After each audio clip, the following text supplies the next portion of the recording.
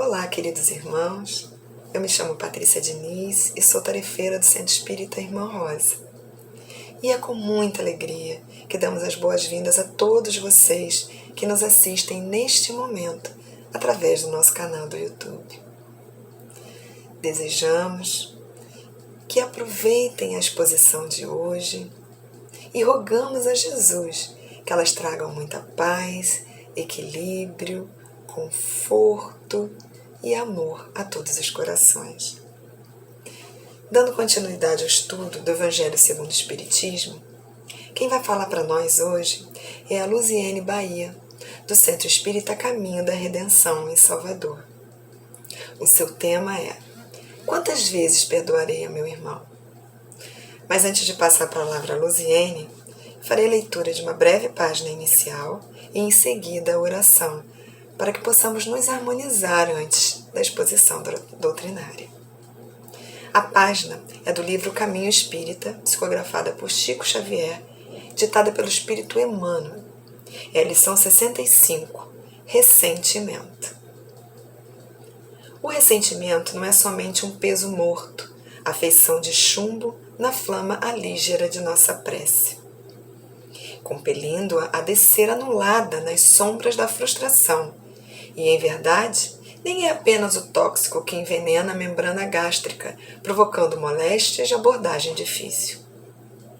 É também o fermento da treva, que, a exteriorizar-se de melindres inconsequentes, avança qual projétil invisível sobre os companheiros invigilantes, debuxando as linhas de lama em que a maledicência e a calúnia proliferam sem peias, ferindo almas e consciências, tanto quanto depredando ou destruindo instituições generosas e veneráveis que nos rogam compreensão e devotamento, a fim de que produzam redenção e progresso no campo da humanidade.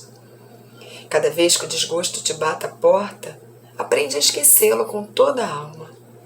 Lembra-te de que todos somos devedores insolventes da tolerância divina e que por isso mesmo, em nossas imperfeições e fraquezas, não prescindimos da caridade recíproca a fim de que nos mantenhamos de pé.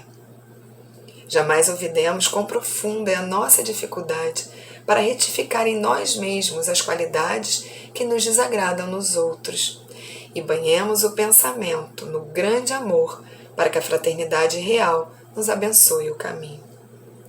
Seja qual for o grau da ofensa recebida, não te esqueças de que somente a fonte do perdão irrestrito possui bastante poder para extinguir o lodo da miséria e da ignorância, porquanto, pretendendo fazer-nos justiça com a força das próprias mãos, invariavelmente caímos na delinquência e no desespero, que nos agravam a detenção nas cadeias do crime ou nas algemas da crueldade. Vamos orar. Que nesse momento, irmãos, elevemos nosso pensamento a Jesus, rogando toda assistência, pedindo que seus exemplos, seus ensinamentos possam orientar a nossa jornada, rogando que nos auxilie e nos ampare a todo momento, principalmente naqueles em que a cólera invade o nosso coração, obscurece os nossos olhos, para que não caiamos, Senhor, no erro, para que aprendamos a perdoar assim como queremos que nos perdoem toda vez que erramos. Que Jesus esteja conosco e que a espiritualidade da Casa da Irmã Rosa, as mentores Anália Franco e Irmã Rosa, também estejam conosco nesse momento. Que aprendamos então a ser solidários, fraternos, indulgentes para com todos, assim como Jesus nos exemplificou. Que o seu amor, a sua misericórdia, a sua paz e equilíbrio esteja conosco hoje e sempre. Que assim seja. Graças a Deus. Passamos então a palavra a Luziene e que ela seja abençoada também pelo nosso Mestre Jesus. Uma boa reunião a todos. Queridas irmãs, queridos irmãos, a paz de Jesus. Desde já agradecemos imensamente a oportunidade de estarmos juntos aqui pelo Centro Espírita Irmã Rosa, que nos faz esse convite tão especial para que juntos possamos refletir, estarmos conectados em torno da mensagem de Jesus. A nossa felicidade é muito grande, desde já registramos a nossa gratidão e o abraço a todos os amigos dessa casa querida e de todos que estejam aqui conosco acompanhando esse momento para que juntos possamos estar nestas reflexões, imbuídos sinceramente do pensamento e do coração em nome do nosso Senhor Jesus Cristo. Encontramos no Evangelho de Mateus, no capítulo 18, versículos 23 a 35, uma parábola narrada por Jesus e registrada por Mateus. Como sabemos, Jesus tem esta maestria de nos trazer os ensinamentos através das parábolas, de nos descrever situações tão complexas, ensinamentos que podem exigir de nós tanta profundidade. Mas ele, por ser mestre, consegue trazer uma linguagem de simplicidade e fazendo através de histórias que vão ter o alcance de uma moralidade, ele vai nos descrevendo a profundidade que ele deseja que nós alcancemos para a nossa própria reflexão, para o nosso próprio amadurecimento e crescimento.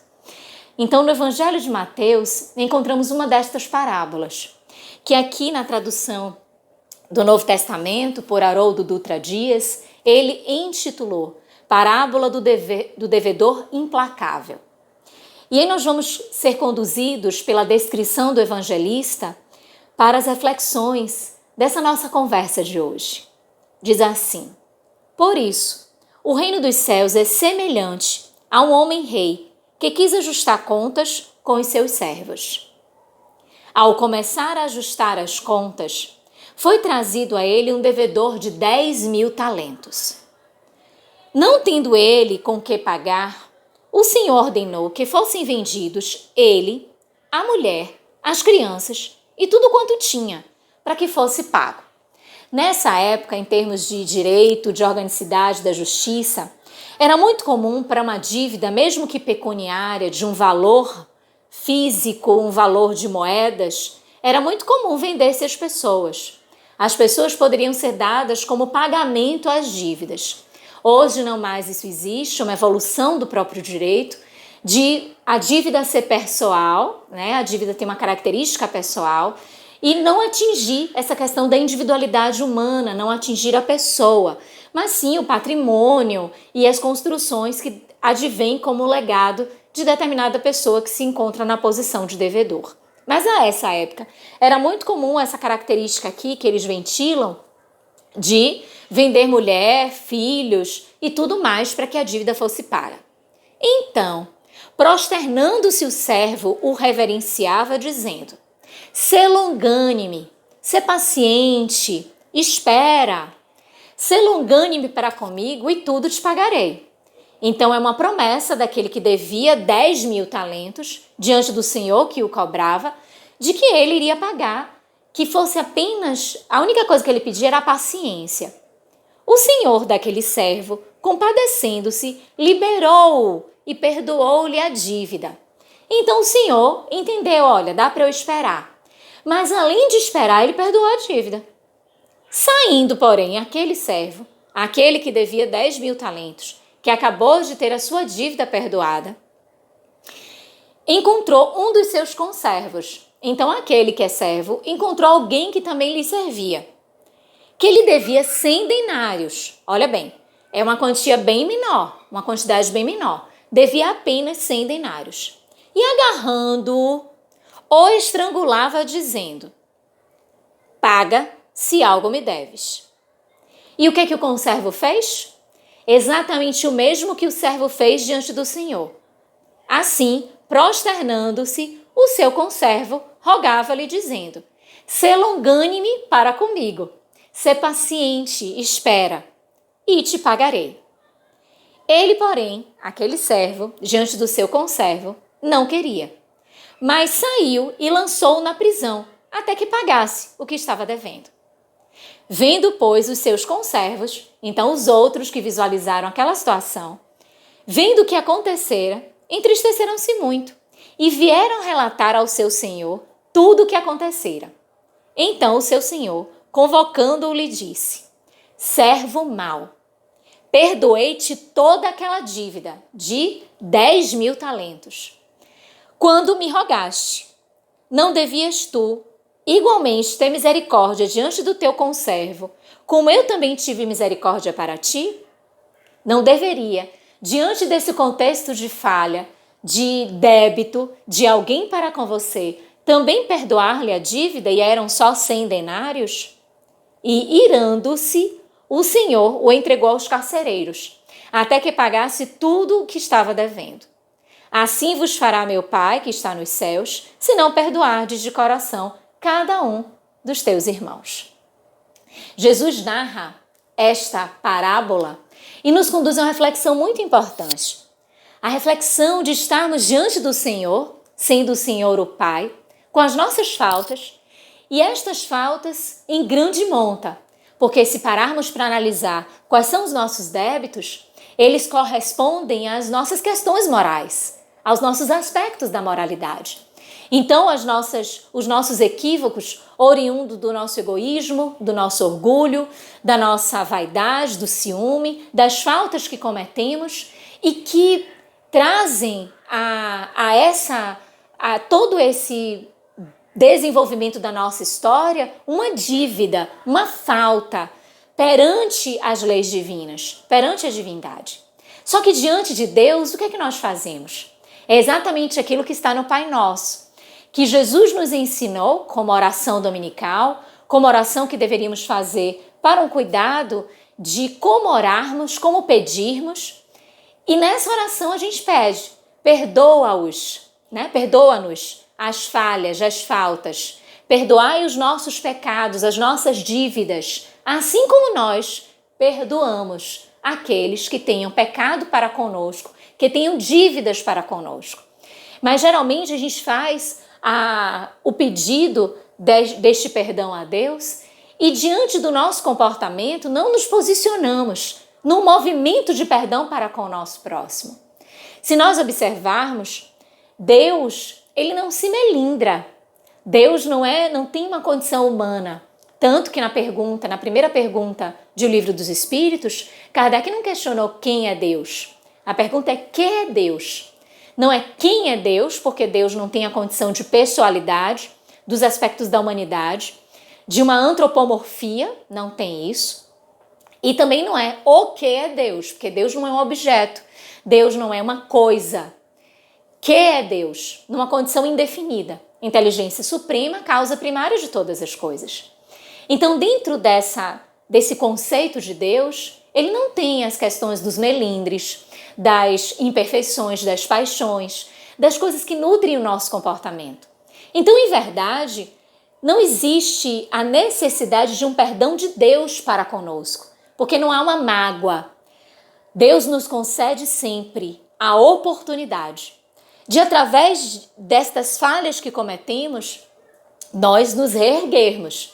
Então, quando o Senhor, diante do pedido daquele servo, do primeiro momento, que devia 10.000 talentos, diante do pedido de perdão, o que o Senhor faz? Perdoa-te as dívidas.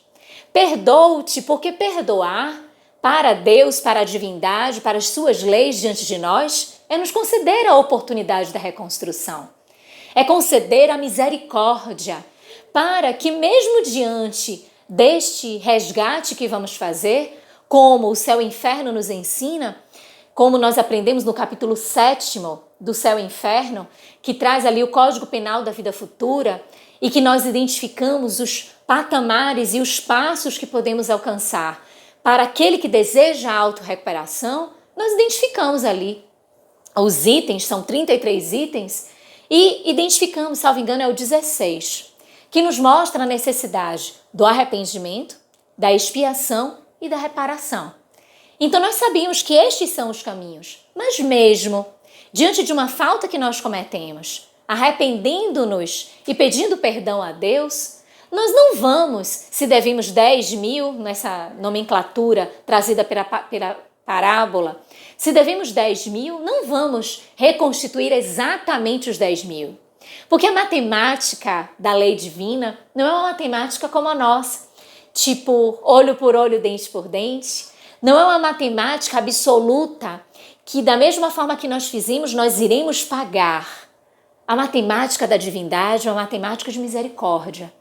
Como diz Bezerra de Menezes numa súplica ao alto, ele diz: Senhor, não te rogamos justiça, porque talvez não tenhamos condições de aplacarmos-nos diante da justiça, mas te rogamos misericórdia, porque a misericórdia ela abranda, ela nos traz como necessidade de retorno única e exclusivamente aquilo que é essencial ao nosso processo de educação, aquilo que nos é eficaz na nossa construção de educação. Não há uma exigência a mais nem a menos. Há um processo que, diante daquelas ações que realizarmos em prol da expiação, da reparação, aquele processo vai ser suficiente para a nossa consciência. Consciência que, conforme a questão 621 de O Livro dos Espíritos, é onde está inscrita a lei de Deus. Se na consciência reside este receptáculo das leis divinas, nós temos o conhecimento do que é certo e do que é errado.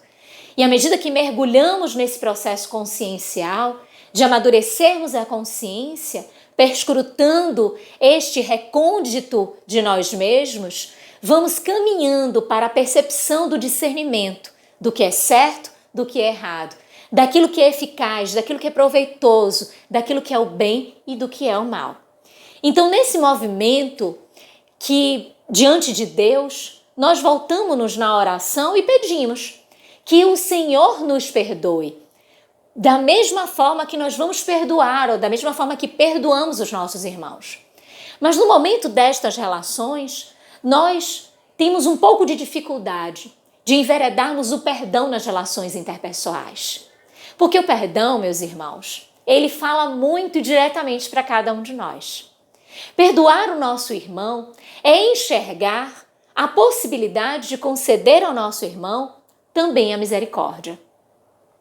O que é que a doutrina dos Espíritos nos ensina? Nos explica que a caridade é o amor que se movimenta. E quando nós vamos à questão 886 do Livro dos Espíritos, encontramos a pergunta de Kardec aos luminares da espiritualidade, a Pleiade do Espírito da Verdade, e a pergunta é: qual o conceito de caridade, ou como é que entendia Jesus acerca da caridade?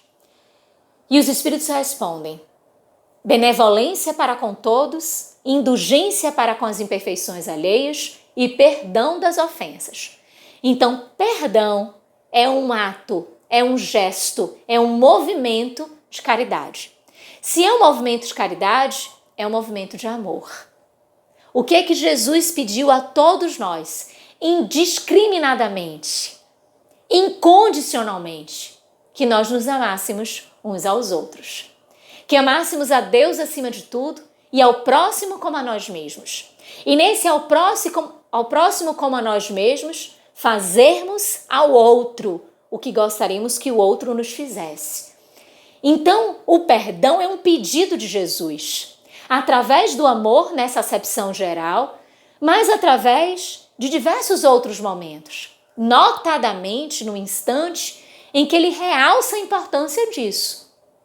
Nós que passamos há poucos dias da comemoração da Páscoa, no início desse mês, nós fizemos a reflexão, fizemos o processo de reflexão sobre toda a caminhada de Jesus, na sua chamada paixão, a paixão do Cristo, que começa ali no domingo de Ramos, passa pelas atividades que ele realizou na segunda, na terça e na quarta, chegando na quinta-feira com a última ceia, ao finalzinho da quinta-feira com a sua prisão, a sexta-feira toda com a prisão, o julgamento, os açoites, a condenação, o cumprimento de uma pena de morte.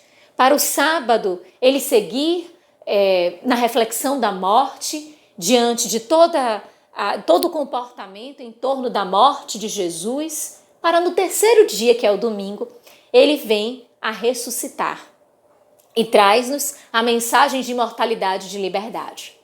Mas na sexta-feira, no ato da crucificação, que estava ali já caminhando para o desfecho do perecimento daquela existência, daquele capítulo da história da humanidade, Jesus, olhando para todos que ali estavam, num gesto simbólico à humanidade, ele olha para o alto e diz: perdoa-os, Senhor, porque eles não sabem o que fazem. Perdoa-os, perdoa toda a humanidade. Naquele momento, o que Jesus rogava a Deus? O que ele pedia? Ele pedia: olha, Deus, não se melindra com esses gestos da humanidade, não se aborrece com eles. Será que é esse o processo de Jesus nesse momento? Primeiro que Jesus pleiteia a misericórdia. Tende misericórdia, ó Pai, diante desse comportamento da humanidade, que não entendendo a presença do amor, nem a profundidade dos seus ensinamentos, comporta-se desta forma, num julgamento atroz, injusto e infeliz, e numa condição de pena de morte, atribuindo àquele que foi só amor, que foi só bondade, que foi só lenitivo e compaixão, àquela atroz conclusão. Ele roga essa misericórdia, mas acima de tudo, rogar misericórdia é conclamar Deus diante do seu coração, Jesus, diante do seu coração de benevolência irrestrita, é dizer a Deus: concede, Senhor, dentro da sua misericórdia, dentro do teu amor extremo, nova oportunidade à humanidade. Porque esta oportunidade de redenção, de compreensão, de sinalização através da mensagem do libertador, não foi entendida, não foi compreendida. Então, o que Jesus nos pede ao nos ensinar a caminhada de construção para o reino dos céus é colocar o perdão como essencial, como nessa narrativa da parábola do devedor implacável, onde ele diz ao final, na tradução desse irar do Senhor, e irando-se, o seu Senhor o entregou aos carcereiros. Ou seja, entrega o Senhor às consequências dos atos daquele que foi um devedor que não reconheceu a necessidade de compreender as faltas alheias. Então ele também precisa experimentar os desafios de estar diante da sua própria consciência, porque não é Deus que vai como um tribunal exterior a nos cobrar a readequação e o equilíbrio nosso necessário para com as leis divinas que estão inscritas em nossa consciência.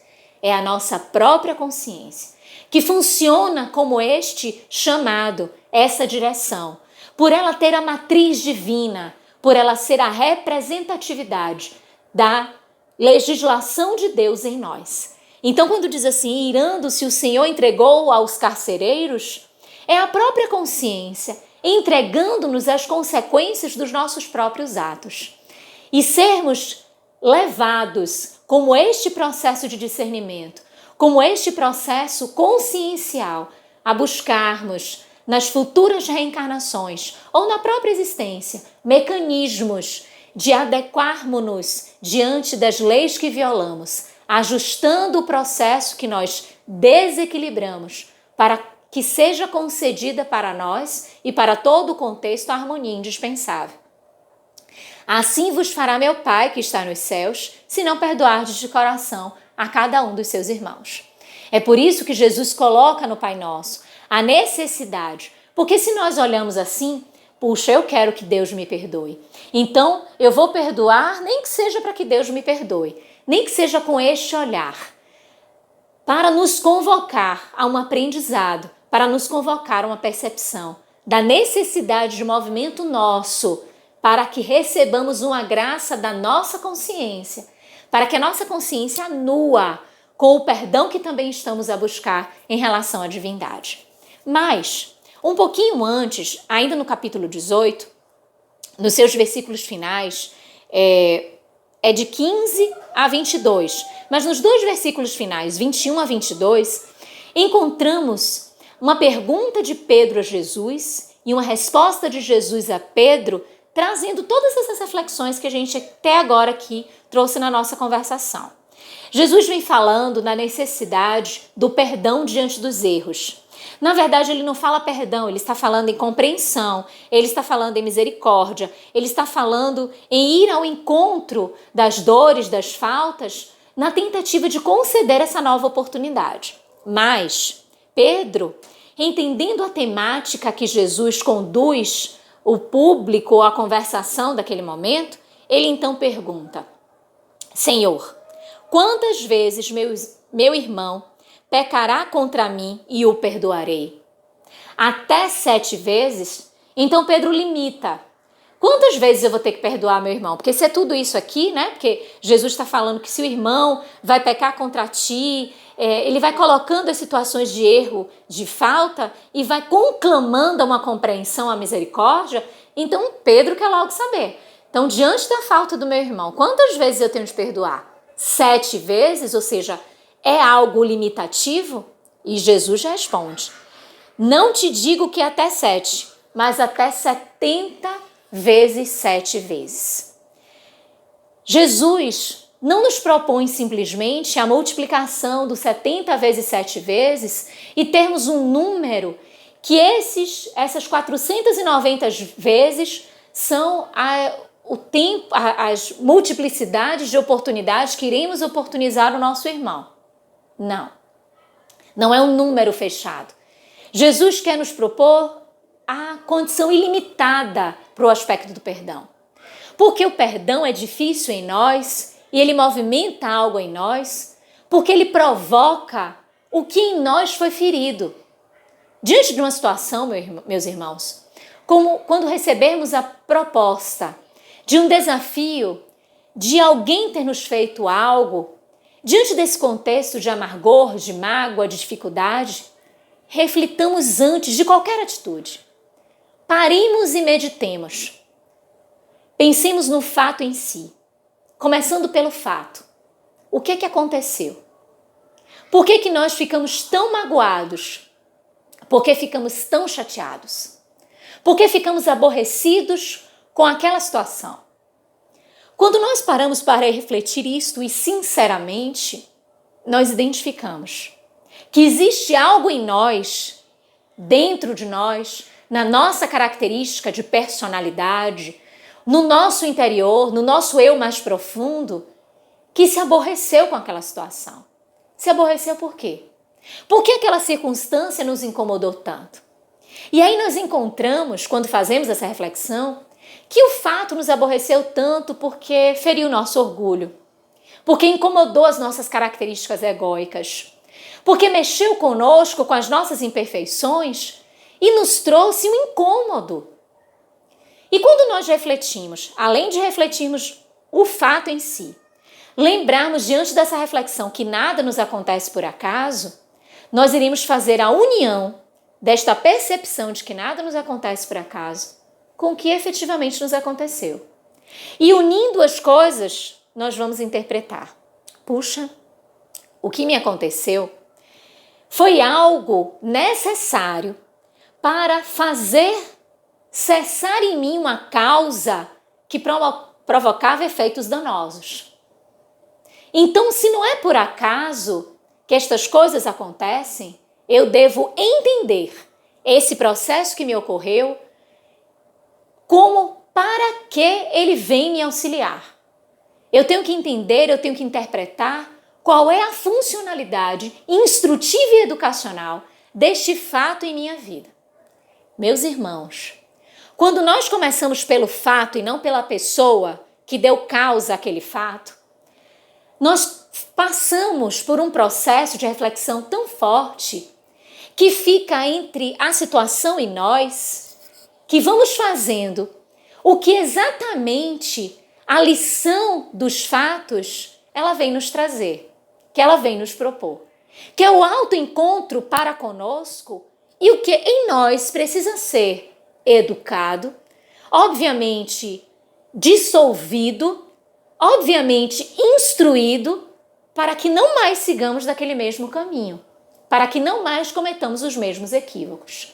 Então, como nada nos vem por acaso, veio aquele fato como uma necessidade de aprendizado, para que não recalcitremos e não insistamos nos comportamentos que estamos a reproduzir, que estamos a insistir e que isso nos traz dores, que nos traz sofrimentos ou a nós mesmos ou às outras pessoas. Quando nos encaminhamos numa reflexão desta monta, nos esclarecem os espíritos. Percebemos que o nosso irmão foi alguém que Deus, ou que as leis divinas, ou que as situações das oportunidades de aprendizado não necessitavam. Porque Deus é munido, como dizem os espíritos, de instrumentos para que a sua lei de causa e efeito ela se operacionalize, para que ela se cumpra. Não precisa que nós nos comprometamos ferindo outras pessoas para que essa lei se cumpra. Então, se não é necessário que nós nos comprometamos, nós pensamos, puxa, aquele meu irmão que participou daquele fato, então é alguém que se encontra em infelicidade, é alguém que não se encontrava bem, que estava numa postura inadequada e que, através desta escolha que ele fez, ele comprometeu-se diante das leis divinas. Assim, a misericórdia, o perdão, fica um pouco mais próximo da nossa condição para que nós consigamos fazer este movimento. Quando a gente diz eu não vou perdoar, ou eu só concedo uma vez o perdão, ou eu não vou permitir que haja uma reincidência, quando a gente envereda por estas formas interpretativas que engessam o nosso coração e as nossas atitudes, é porque, em verdade, nós estamos engrandecendo em nós aqueles espinhos da alma, o orgulho, o egoísmo, a vaidade, as mazelas, que são exatamente a necessidade dos acontecimentos. Os acontecimentos nos advêm porque ainda abrigamos estas realidades em nós e precisamos nos liberar delas. E estes acontecimentos são oportunidades de redenção e de crescimento. Então, diante do perdão de Jesus, diante da necessidade do perdão, não olhemos para ele uma vez ou 7 vezes, ou mesmo 70 vezes 7 vezes como se fosse um produto de uma operação matemática. Mas olhemos para o perdão, concedendo quantas vezes necessário ele for para ser aplicado, porque ele corresponde a um processo de oportunidade que concedemos ao outro, mas ainda profundamente concedemos a nós mesmos. É como se Pedro tivesse a perguntar: quantas oportunidades devemos dar a nós mesmos de vencermos as nossas imperfeições através do perdão? E Jesus respondesse: infinitas vezes. Porque tantas quantas vezes necessárias elas forem para a nossa recuperação, para o nosso trabalho, para o nosso processo de crescimento, aí vai conceder Deus oportunidades de libertação.